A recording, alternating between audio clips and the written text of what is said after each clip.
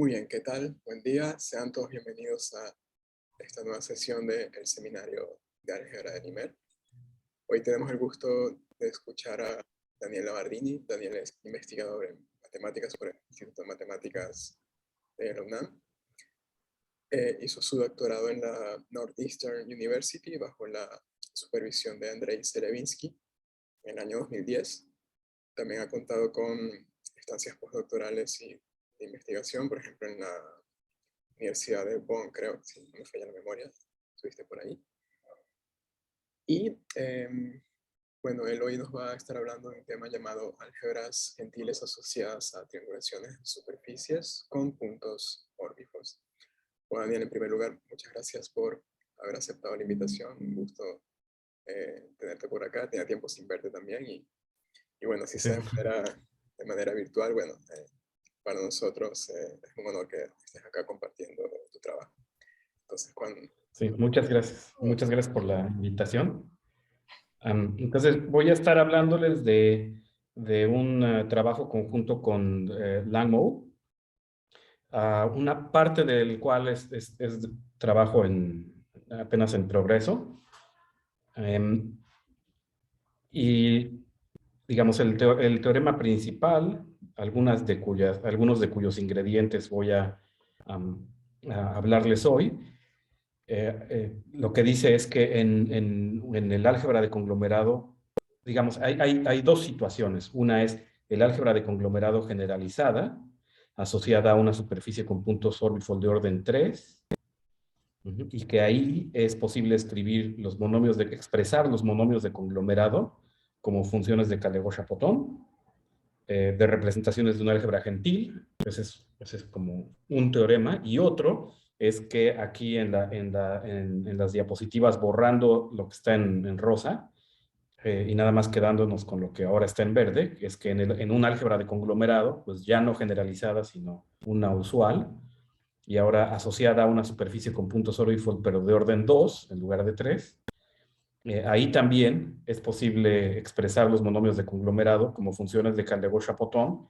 pero, digamos, modificadas, o, digamos, localmente libres, de representaciones también de un álgebra gentil. Entonces, digamos, el resultado principal en realidad son dos resultados, y digamos que lo que está en verde está en progreso, y lo que está en rojo, digamos, ya apareció en el archive. Y lo que quiero es como platicar lo que está detrás de este enunciado, ¿no? Y al menos comunicar la idea de qué significan los términos, ¿no? Qué significa una superficie con puntos orbifold, qué es una función de Calle-Gauss-Chapoton, etc. La idea, a grandes rasgos, al menos la combinatoria detrás de la prueba del resultado principal, es realizar la combinatoria de tau inclinación, o esta tau tilting, de las álgebras gentiles que van a aparecer, realizar esa combinatoria con triangulaciones de ciertas superficies, ¿no? que son superficies con puntos orbifold. Y un poco más concretamente es realizar los objetos de tau inclinación supported, ¿no? O sea, no sé bien cómo sea la traducción, pero estos support tau tilting pairs, que, digamos, aquí simplemente les voy a llamar pares de tau inclinación, porque no sé bien cómo es la traducción.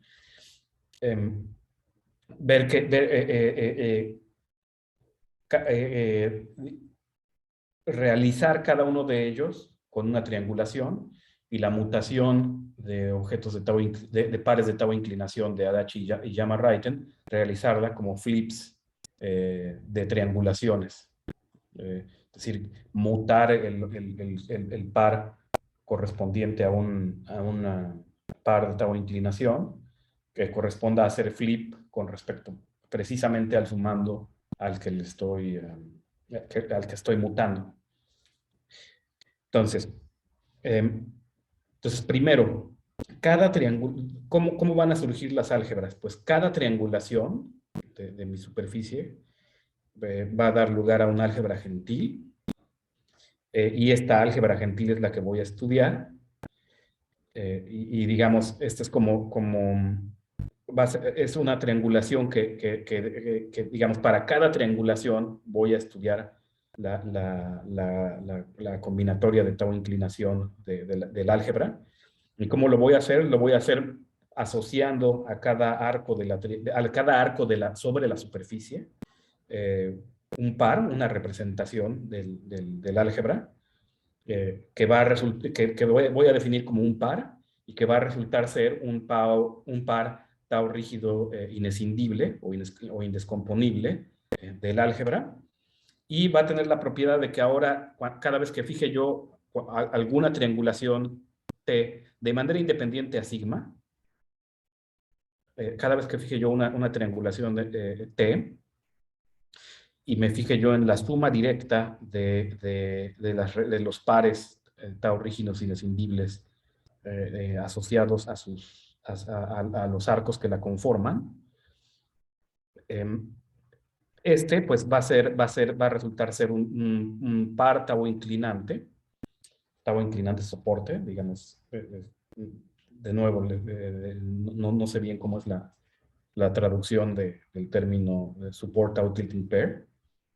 Y esto es lo que les comento, que cuando haga yo un flip de la triangulación T, y claro, manteniendo sigma fija, porque quiero mantener el álgebra fija, ese flip,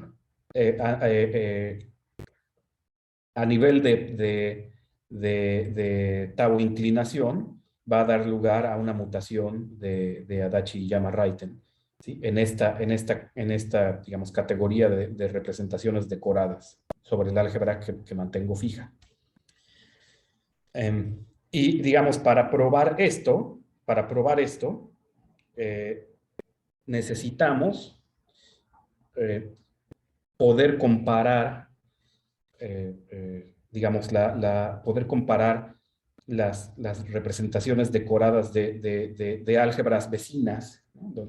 Digamos, de álgebras vecinas, donde digo, ahora, si a esta triangulación que a priori quiero mantener fija, le hago un flip, de cómo se comparan, digamos, las representaciones decoradas de una con las de la otra. Es decir, de alguna forma quiero que si me dan una representación decorada sobre el álgebra de A sigma, quiero poder definir una representación decorada sobre el álgebra vecina. Y voy a explicar por qué, pero digamos que la idea es que, como dije, lo que yo quiero es estudiar la teoría de tau inclinación de esta álgebra. Y sobre esta álgebra, al menos a priori, digamos, cuando comienza uno, pues solo hay realmente un objeto, un par tau inclinante obvio, que es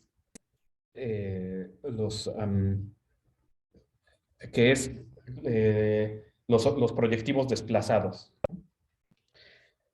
Digamos, y en el comienzo, pues solo tiene uno ese de manera obvia, y quiere uno obtener todos los demás de manera explícita si se puede. Y entonces la idea es que pienso, ok, lo que voy a hacer es empezar con los obvios, con ese objeto tau inclinante obvio en el álgebra vecina, sobre el álgebra vecina, y ese objeto lo voy a transportar a un objeto tau inclinante sobre el álgebra que me interesaba inicialmente, con esta mutación de representaciones, tipo Drexen-Uyman-Chelewinski.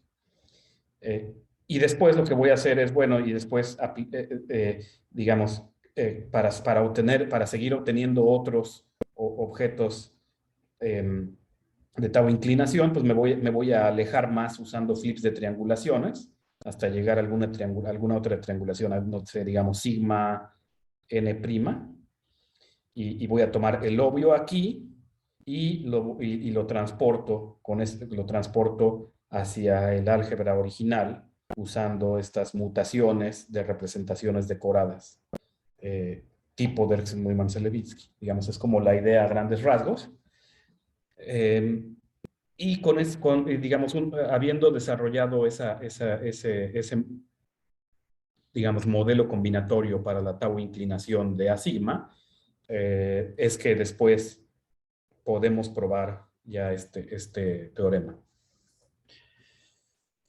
Ahora, una cosita es que, bueno, dos observaciones, es que de alguna forma la filosofía subyacente que acabo de describir en realidad no es nueva, o sea, no es como, no es realmente como nuestra idea, sino que digamos, si ustedes leen los artículos de Derksen-Mullmann-Celebinsky y el artículo de Adachi Yama-Wright en originales,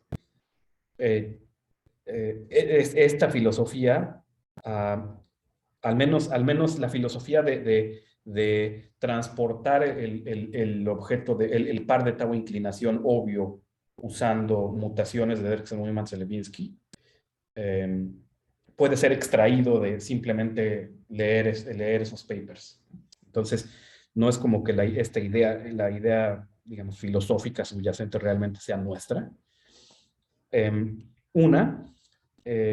digamos, la filosofía ya existía, pero una observación es que nuestras álgebras gentiles van a tener lazos, y si ustedes revisan los papers de Derksen-Mullmann-Celebinsky, definen mutaciones de carcajes con potencial y de representaciones decoradas de carcajes con potencial bajo la suposición de que los carcajes no tienen lazos.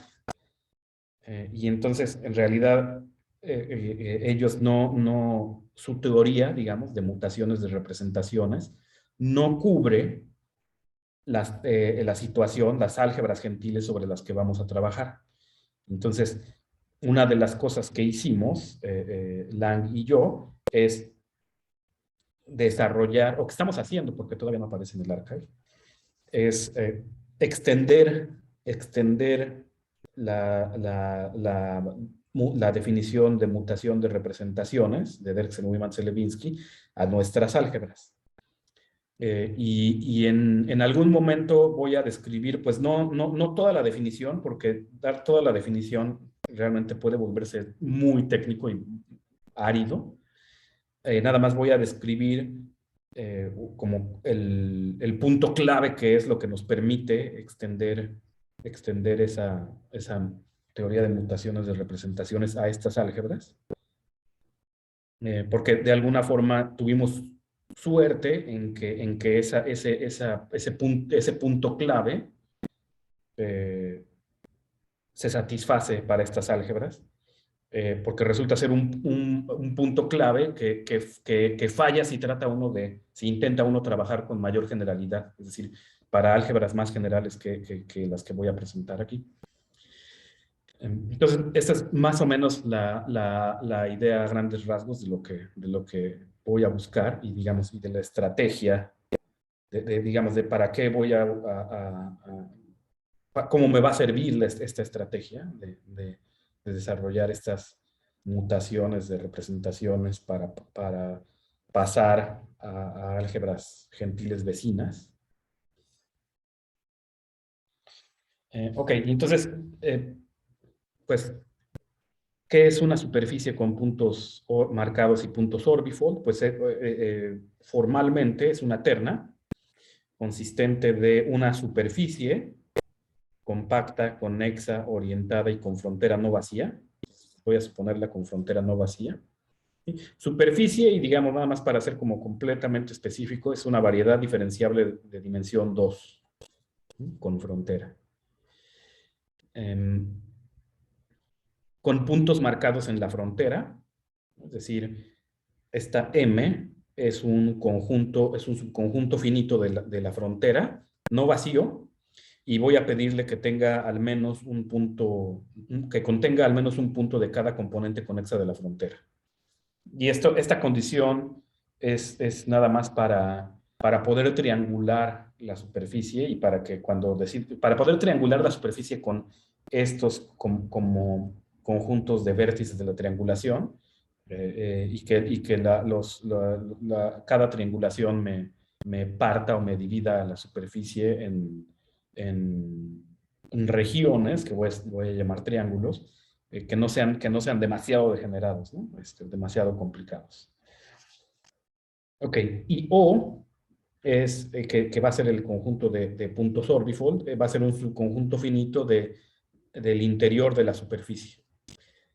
Y a lo largo de la exposición, O realmente va a jugar un papel combinatorio, y creo que va a quedar más o menos escondido el papel geométrico que acaban jugando, y que es el papel por el que uso la palabra orbifold para describirlos. Entonces, digamos, la razón geométrica de esta terminología va a quedar un poco escondida. Un poco a propósito también, por cuestiones de tiempo. Y bueno, si me dan mi superficie con puntos marcados en la frontera, ¿no? Que suelo decir, la gente suele decir que es sin pinchaduras, ¿no? O en inglés unpunctured, porque los puntos marcados están en la frontera, con puntos orbifold. Define uno la noción de arco sobre la superficie. Un arco sobre la superficie es una curva que conecta puntos de M, sujeta a ciertas condiciones, ¿no? Como de no ser homotópicamente trivial, relativo a la unión de M y O, por ejemplo, ¿no? Es decir, que se pide que las homotopías o isotopías fijen M y O a lo largo de a lo largo de la homotopía, ¿no? Eso es relativo a M unión O. No presento toda la definición por cuestión de tiempo. Y después define uno la compatibilidad de arcos, como que dos arcos son compatibles si no se cruzan en el interior en el interior de sigma. Pueden tener, digamos, pueden terminar en el mismo punto de M. Eso está permitido, pero lo que no está permitido es cruzarse en el interior. Y digamos, define uno la noción de triangulación de sigma subrayado, sigma subrayado, como una colección maximal de arcos compatibles por pares. Y una vez que define uno todo eso, resulta ser que en cualquier triangulación hay dos tipos de arcos: los ordinarios y los pendientes. Los ordinarios, digamos, describo primero los pendientes. Aquí, por ejemplo, tengo un cuadrilátero, es decir, un disco con 4 puntos marcados en la frontera, y estos 2 puntos orbifold. Y pues claro que puedo partir de un punto marcado, y dirigirme hacia un punto orbifold, rodearlo, y digamos, y regresar prácticamente como vine, ¿no? Pero rodeando al punto orbifold. A este tipo de arcos les llamo pendientes, ¿no? Porque parece como que están pendiendo ahí alrededor del punto orbifold. Entonces, aquí hay un arco pendiente, y aquí hay otro arco pendiente. Y a los otros, a los no pendientes, pues son los ordinarios. Disculpa, Daniel, ¿puedo hacer una pregunta tonta, tal vez? No sé. ¿Con un arco se puede rodear 2 de esos puntos o siempre tiene que ser de a uno? No, sí, claro que se puede rodear 2, como aquí, por ejemplo. Nada más que a ese arco Sí, claro. sí, le llamo ordinario. Pues, pero claro, claro que están permitidos. Nada más. Pero no sabía, no entiendo por qué es ordinario entonces. Digamos, es en realidad como terminología, o sea, como convención.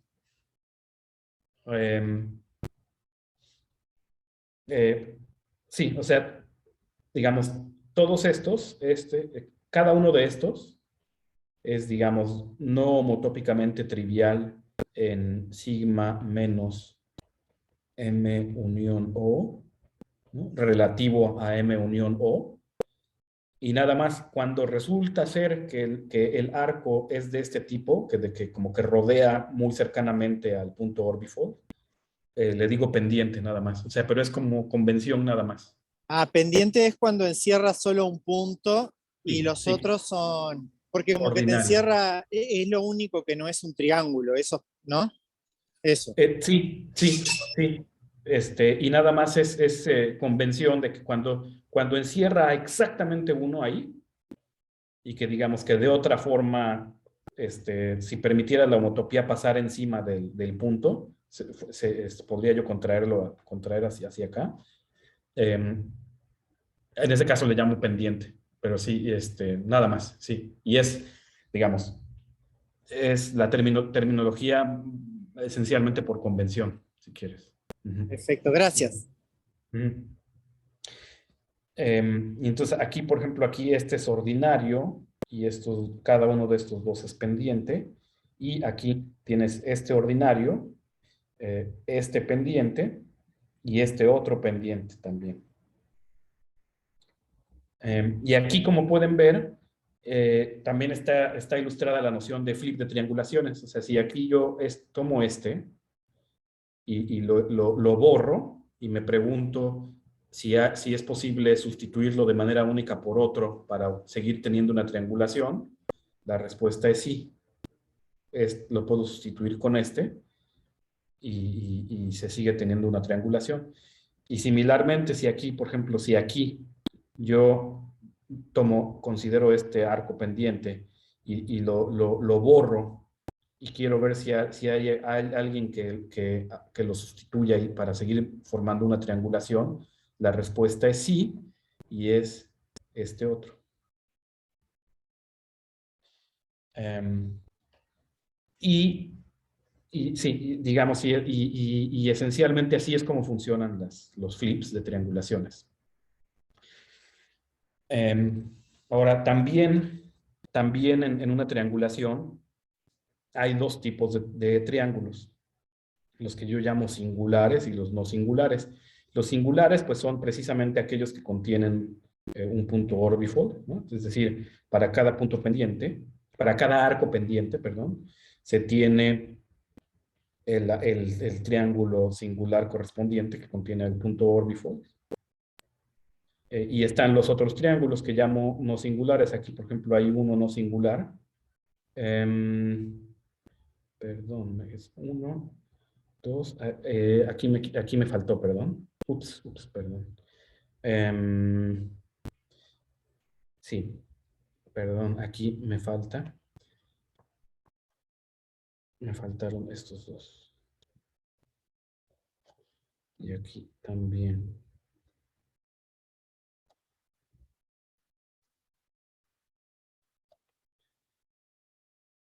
Ajá. Y aquí.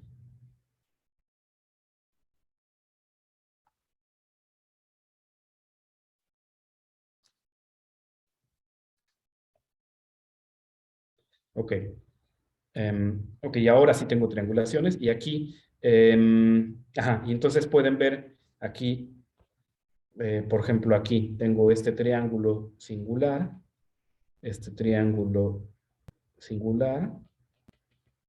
Y los no singulares, ¿no? Por ejemplo, aquí uno, dos, tres. Ahí está un triángulo. Aquí hay otro, por ejemplo, uno, dos, tres. Y digamos, y aunque se vea ahí medio feo, le sigo llamando no singular. Y uso, si me dan una triangulación sigma, o sea, aquí veo 3 triangulaciones, ¿no? Pero si me dan una triangulación sigma, defino un carcaj que tiene, que por definición tiene precisamente a los arcos de la triangulación sigma como vértices, ¿no? Entonces, por ejemplo, aquí este es un vértice de la triangulación, este es otro vértice de la triangulación, otro vértice y otro vértice de la triangulación, ¿no? Perdón, del carcaj. Este es un vértice del carcaj, perdón. Este es otro vértice del carcaj, otro vértice del carcaj, otro vértice del carcaj, otro vértice del carcaj, ¿no? Que no son los puntos marcados, ¿no? Estos son puntos marcados y esos no son los vértices no son vértices del carcaj, ¿no? Los vértices del carcaj son los arcos de sigma.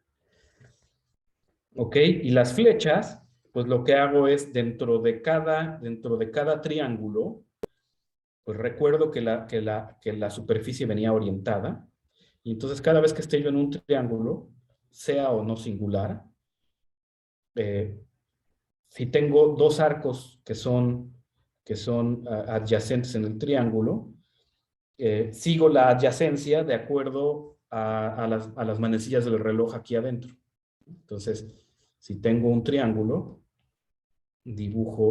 siempre dibujo las flechas en el sentido de las manecillas del reloj, siempre que tenga yo un par de arcos adyacentes. Y eso, sea el triángulo singular o no singular. Entonces, vamos a ver aquí, por ejemplo. Aquí, este triángulo es no singular. Entonces, ups.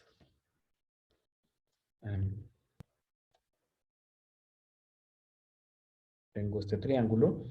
Similarmente, este triángulo es no singular. Dibujo este.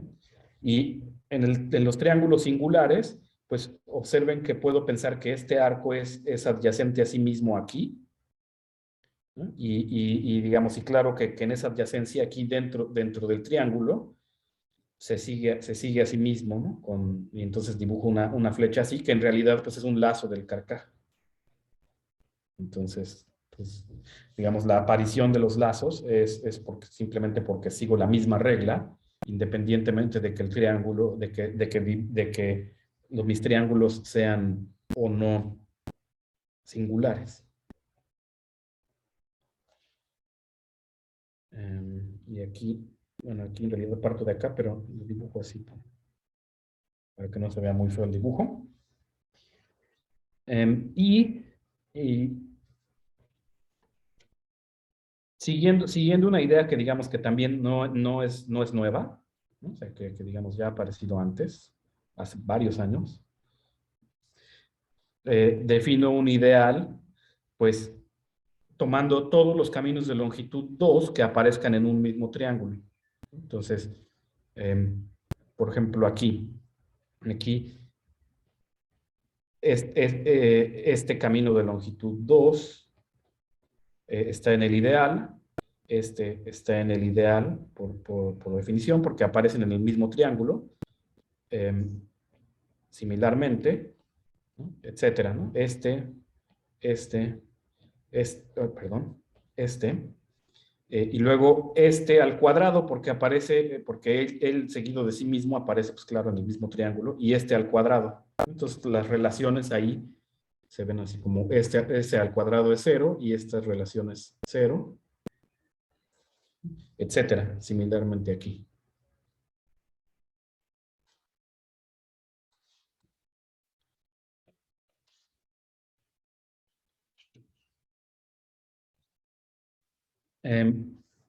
¿No? Pero, por ejemplo, este camino de longitud 2, como las dos flechas en realidad aparecen en triángulos distintos, este camino de longitud 2, pues no lo pongo en el ideal, o al menos no en el conjunto generador. Y algo que se puede ver realmente fácilmente es que el álgebra que uno obtiene es gentil de dimensión finita.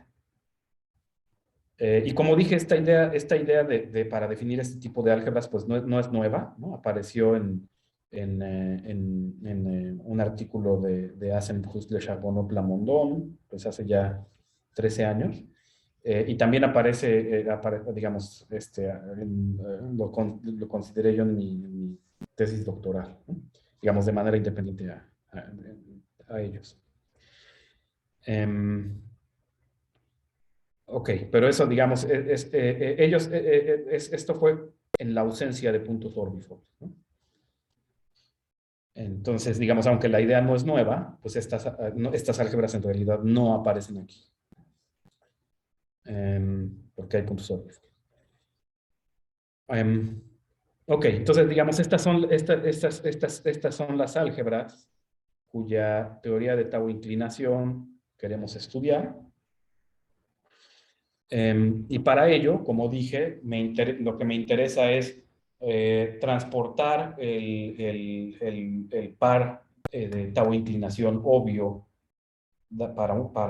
sobre el álgebra gentil de una triangulación a través de los flips de triangulaciones para obtener los objetos, los pares de Tau inclinación no triviales sobre el álgebra que me interesa. Y entonces, pues tengo que definir tengo que ver qué es una mutación de representaciones, ¿sí? A la Derksen-Neumann-Celebinsky. Entonces, para mí una representación decorada va a ser una pareja consistente de, pues claro, ambos representaciones del álgebra o módulos sobre el álgebra de dimensión finita. Y nada más pido que el segundo sea proyectivo sobre el álgebra. Y algo que se puede ver pues fácilmente porque las álgebras son gentiles y porque está uno trabajando sobre una superficie es que si me dan un arco, puedo definir de manera, digamos, obvia o ingenua una representación decorada, como sigue. O sea, digamos, si me dan un arco, no sé, por ejemplo, vamos a ver aquí. Si me dan, por ejemplo, es un caso sencillo, este arco, si me dan este arco, pues digamos, ese arco en particular me traza una palabra, una cuerda en el carcaj, y lo que hago es simplemente considerar la representación asociada a la cuerda, ¿no? Que en este caso sería, pues, que aquí tengo una intersección, entonces pongo una copia de los números complejos en cada una, ¿no? Entonces, digamos, si quieren, pienso que la curva está más bien aquí, y entonces pongo una copia de los complejos, y como aquí este segmento, digamos, lo pienso ingenuamente como que es deformable justamente a la flecha, pues pongo aquí la identidad, ¿sí? Y digamos, sigo esa receta más generalmente, ¿no? O sea, también aunque la configuración parezca un poco más complicada, sigo la misma receta, ¿no? Aquí una intersección, otra intersección, entonces sobre este arco va C al cuadrado, ¿no? Y luego lo pienso que es deformable a esta, pienso que es deformable a esta, ¿no? Y este segmento pienso que es deformable a etcétera, y así leo una representación, ¿no? Eso, claro, si mi arco no está en la triangulación, ¿no? Porque si está, vamos a decir si está, pues, ¿qué hago? Pues si está, lo que hago es, en lugar de seguir la cuerda, lo que hago es simplemente poner el proyectivo correspondiente del lado derecho. Es decir, aquí. Entonces, esta representación está definida de manera obvia. Si J no está en la triangulación, sigo la cuerda. Y si sí está, pues pongo 0 aquí y el proyectivo correspondiente del lado derecho. Resulta ser,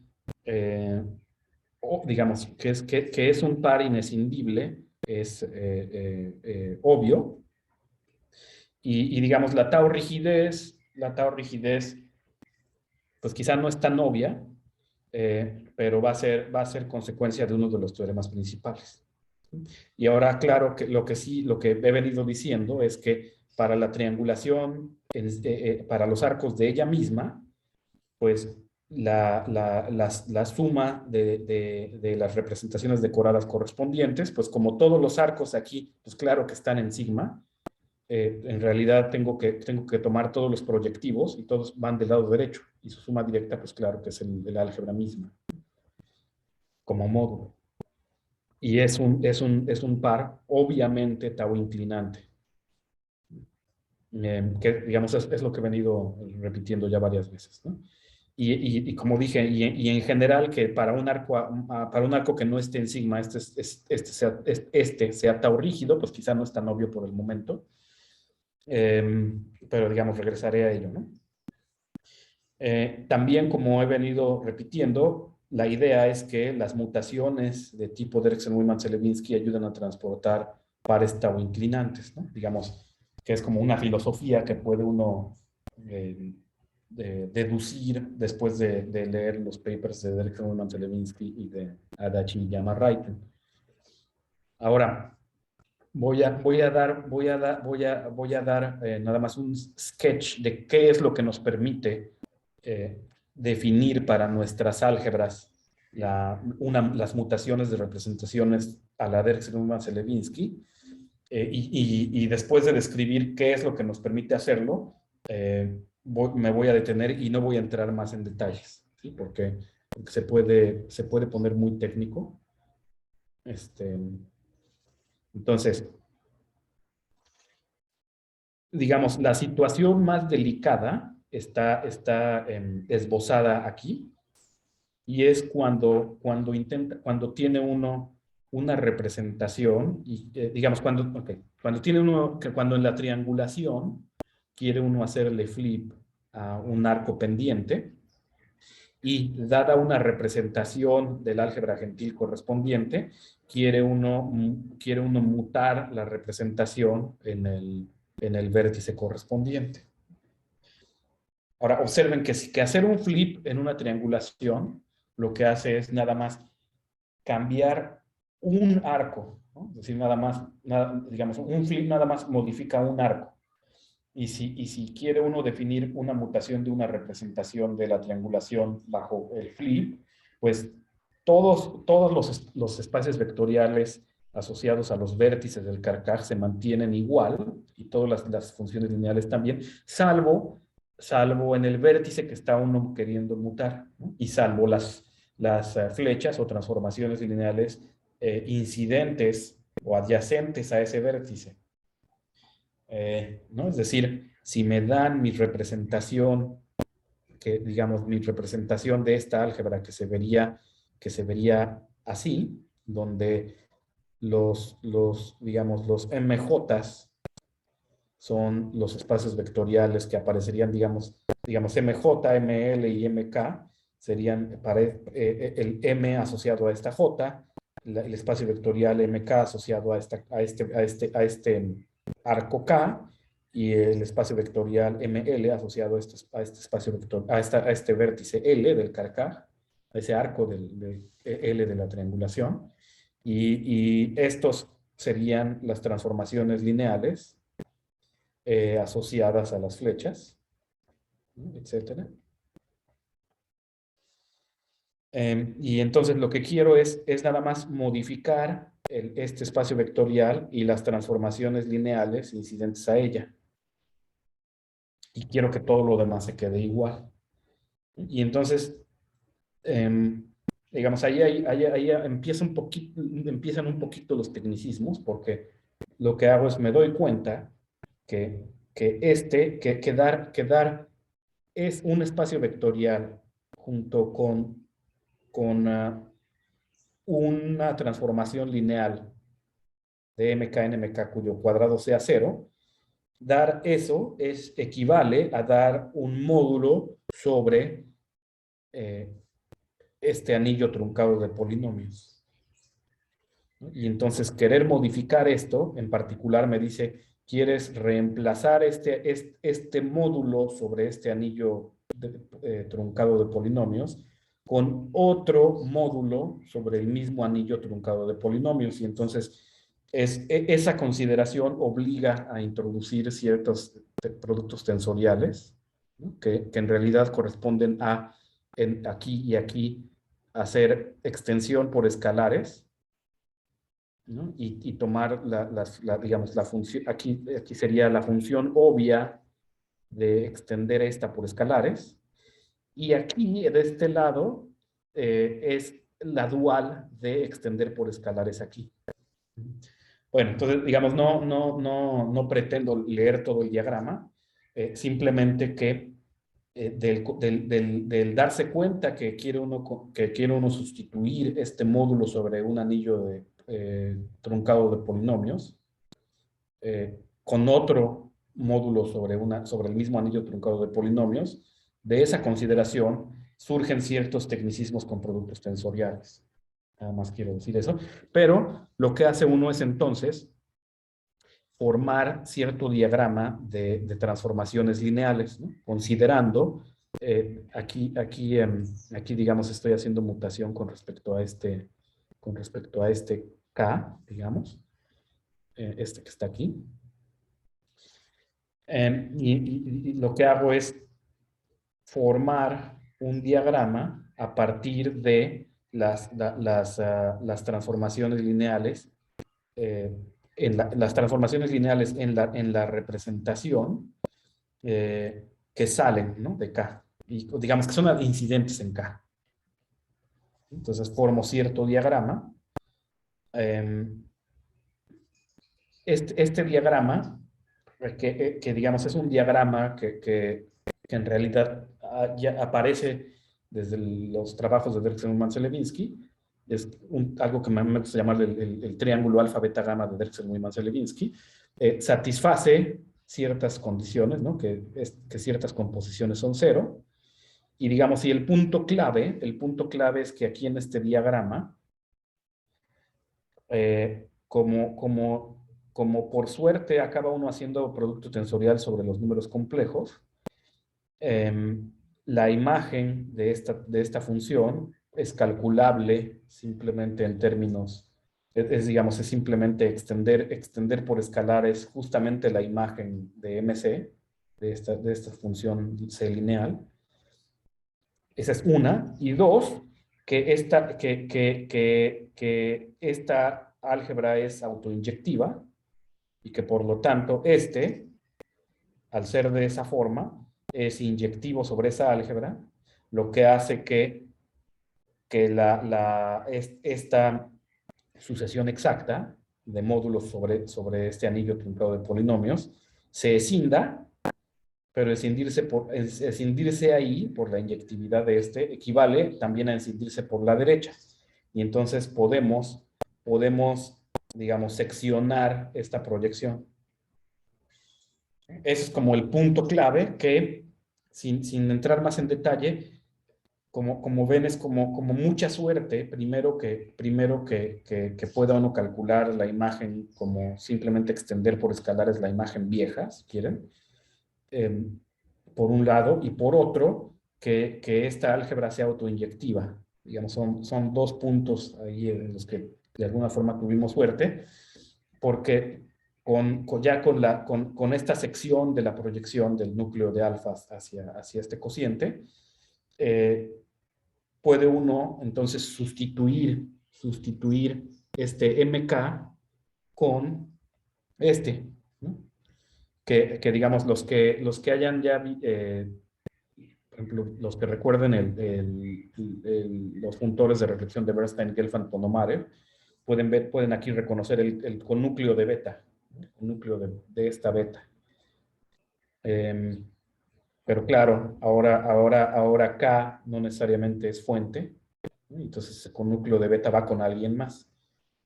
Bueno, total, que puede uno sustituir ese espacio y revertir las flechas, el sentido de estas flechas, y definir funciones lineales correspondientes.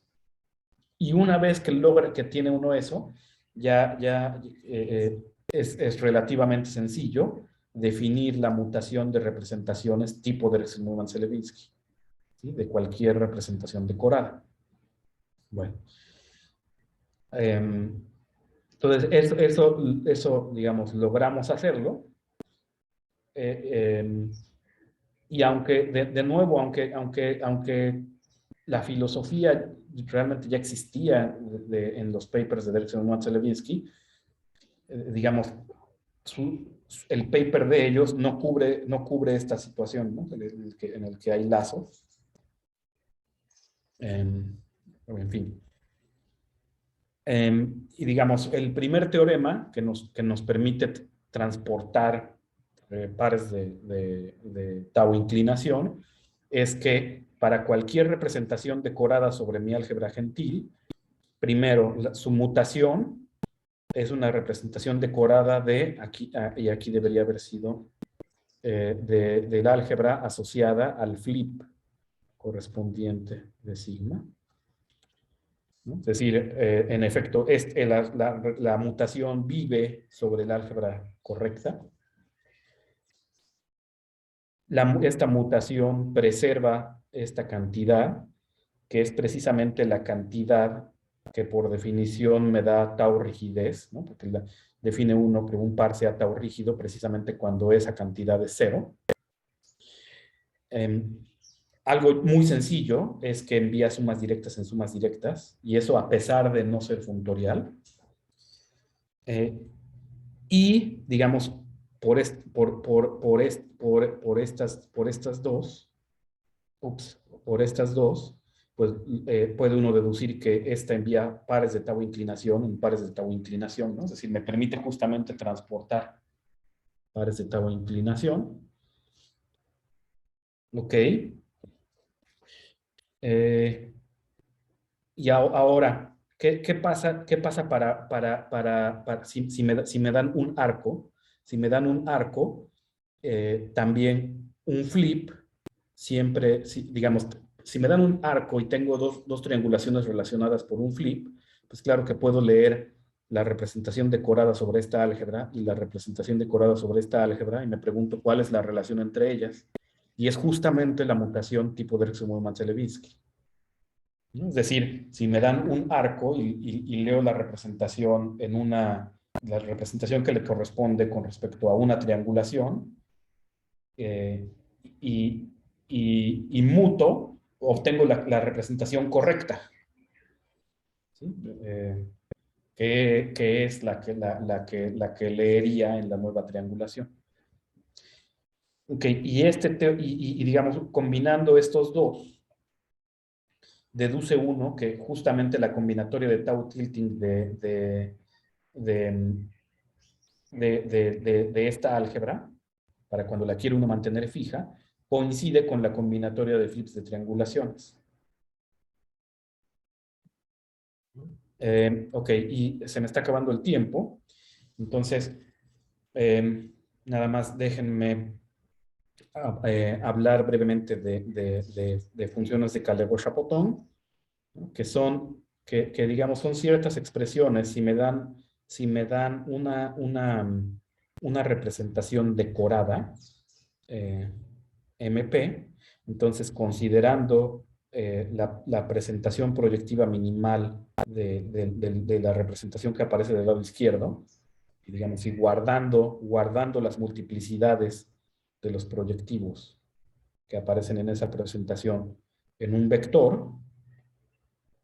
Bueno, eso y también las multiplicidades de los proyectivos que aparecen en como suma directa de proyectivos inescindibles, guardando esa en un vector con coordenadas enteras, al que llamo G vector proyectivo, y guardando las características de Euler de las grassmannianas de cocientes de subrepresentaciones de M, guardando esas características de Euler en funciones generadoras. Bueno, esas características de Euler, o también las características de Euler de ciertos cocientes localmente libres, que digamos ya no me da tiempo de detenerme a explicar cuáles son, pero eso es, digamos, lo que tiene uno es una cierta variedad proyectiva sobre los complejos, y cierta subvariedad que ya no necesariamente es proyectiva, cierta subvariedad de esta. Y guarda uno las características de Euler, digamos, en funciones generadoras. Ok, y con estos vectores y estas funciones generadoras, forma uno estas expresiones, que son a las que llamo funciones de Calle-Chapoton, que son ciertos polinomios de Lorentz. Ok, digamos, y esto es, digamos, imitando lo que ha hecho muchísima gente para intentar obtener variables de conglomerado. Y lo que probamos, ok, y esto, bueno, que esto le puse en inglés. Bueno, lo que probamos es que cada vez que hace uno un flip de una triangulación, ajá, claro, tengo mi triangulación fija sigma, ¿no? Y lo que tengo es dos triangulaciones y otras dos triangulaciones, y entonces quiero ver sus representaciones y quiero ver sus funciones de Calle-Chapoton, cómo se comportan cuando, digamos, bajo flip o bajo mutación, ¿no? Y lo que resulta ser es que las funciones de Calle-Chapoton obedecen ciertas reglas, ciertas fórmulas multiplicativas, ¿no? Tanto en el caso, digamos, en el caso, en el caso en el que considero toda la Grassmanniana o en el que considero solo la Grassmanniana localmente libre. Y la cuestión es que estas relaciones, ¿no? Y aquí lo que quiero decir con esta es que en el caso localmente libre simplemente esto no se escribe. Y digamos, la cuestión es que estas relaciones son justamente fórmulas de mutación, ya sea en un álgebra de conglomerado o en un álgebra generalizada de conglomerado. Y esa observación final, digamos, ese resultado final es lo que es como el punto final que nos permite terminar la prueba del teorema con el que empecé. Y bueno, y se me acabó el tiempo, entonces pues aquí había preparado como un ejemplo, pero bueno, ya se me acabó el tiempo, entonces muchas gracias. No, Daniel, pero si necesitas un poquito de tiempo más, no hay problema. Ah, ok, bueno, ok, entonces si puedo nada más, Si no en la parte de preguntas, te pregunto por el ejemplo. ok, ok, entonces si quieren, digamos, rápido, ahí están viendo ahí está. Rápido un poco un poco nada más como para ilustrar la filosofía de esto de transportar, ¿no? Digamos que el álgebra que quiero estudiar, digamos que es la que está para esta triangulación, ¿no? Que entonces el álgebra sería, aquí déjenme ver, digamos el Carcaj sería este, ¿no? Claro, con los lazos al cuadrado igual a 0. Y quiero producir algunos pares de tau inclinación, digamos, además del obvio, ¿no? Entonces digo, ok, por ejemplo, haz un flip, haz el flip de este, ¿no? Y obtienes este. Y digamos, y para este lee las representaciones de este que le tocan a sus arcos. Entonces, por ejemplo, a este le toca el proyectivo correspondiente porque sí que está en esta triangulación. A este le toca el proyectivo en 2. ¿No? Pero a este ya le toca algo más interesante. Le toca, justamente, observen, aquí esto tiene estas dos intersecciones, ¿no? Y justo, digamos, estas dos intersecciones, y justo este segmento como que envía una intersección en otra. Es lo que pienso, y que envía la segunda intersección en 0, es digamos como lo que pienso. Y entonces el correspondiente a este es justo esta representación que están viendo aquí. Por el momento ignoren estas. Ok. Y entonces, y entonces lo que resulta ser es que es que, digamos, cuando pone uno 0, el proyectivo está en 3. Y luego 0, el proyectivo en 2. Y este de aquí, que es correspondiente a este, ese resulta ser un objeto, un par de tau inclinación, porque estos pueden ser obtenidos del objeto de tau inclinación obvio de aquí, que son nada más 0, los proyectivos, usando la mutación de Derksen-Uyman-Celebinsky. Aquí sería la mutación en 1. Y así es como sé que ya obtuve una par de tau inclinación ya no obvio aquí. Y si quiero obtener más, puedo decir, ok, entonces ahora haz otro flip, ahora haz flip de este, y digamos,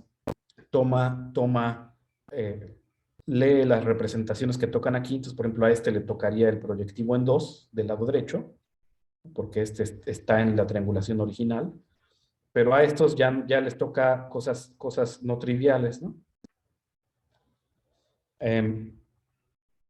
Y cuando cuando considero esas tres representaciones, ¿no? La que corresponde a este y esas representaciones decoradas, forman de nuevo un objeto, un par de inclinación, un par de tau inclinación para esta álgebra, porque puede ser obtenida con esta sucesión de dos mutaciones de Derksen-Uyman-Celebinsky, etcétera, ¿no?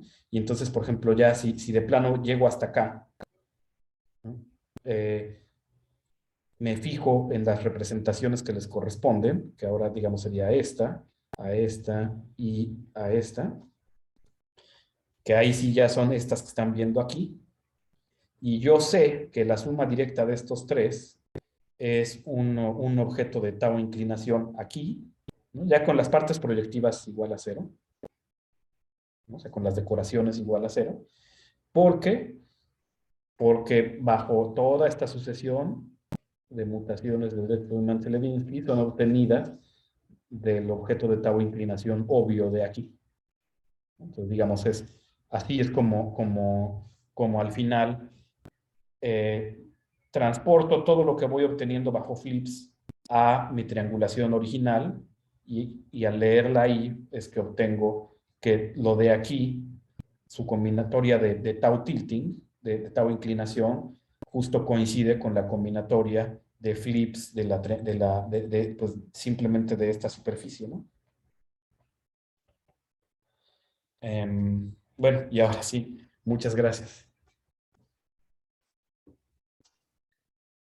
No, al contrario, Daniel, muchas gracias a ti por la charla, estuvo muy bonita. Vamos a dar ahora paso a la sesión de preguntas.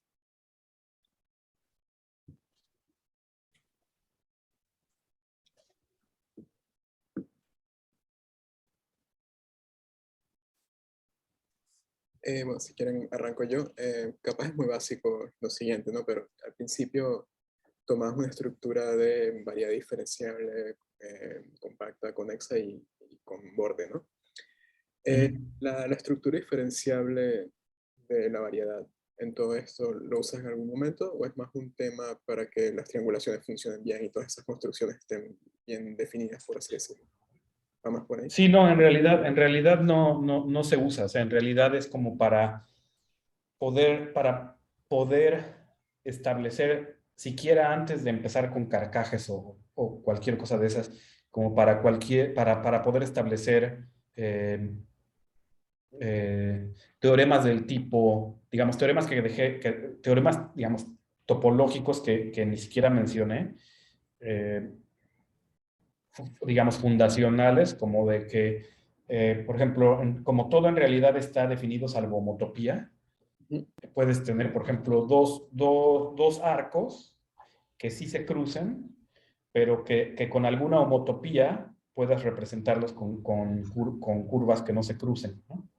Y entonces, pues sí, puede ser que tengas que tengas una triangulación o una colección de arcos que digamos, tú sabes que para cada par de ellos puedes encontrar representantes en sus clases de homotopía que no se cruzan y dices, ok, pero ¿cómo sé que realmente puedo dibujar de manera que por pares nunca se crucen? O sea, que simultáneamente pueda yo escoger representantes de manera que pueda, que mis dibujos sean legítimos, ¿no? En los que de veras no solo es por pares que no se cruzan, sino que, digamos, sí, sino que o sea, no es solo por pares que encuentro representantes, sino que encuentro representantes simultáneos para que no se crucen nunca, ¿no? Cosas de ese tipo que ni siquiera mencioné, digamos, para eso usas como sí, o sea, que es variedad, etcétera, ¿no? Y nada más no dije que es superficie de Riemann, que es lo que mucha gente hace, porque después, justamente cuando habla uno de álgebras de conglomerado, en realidad la estructura de superficie de Riemann varía. Entonces, por eso, variedad diferenciable, pero no le pedí que fuera superficie de Riemann. Vale, gracias. ¿Alguna consulta más?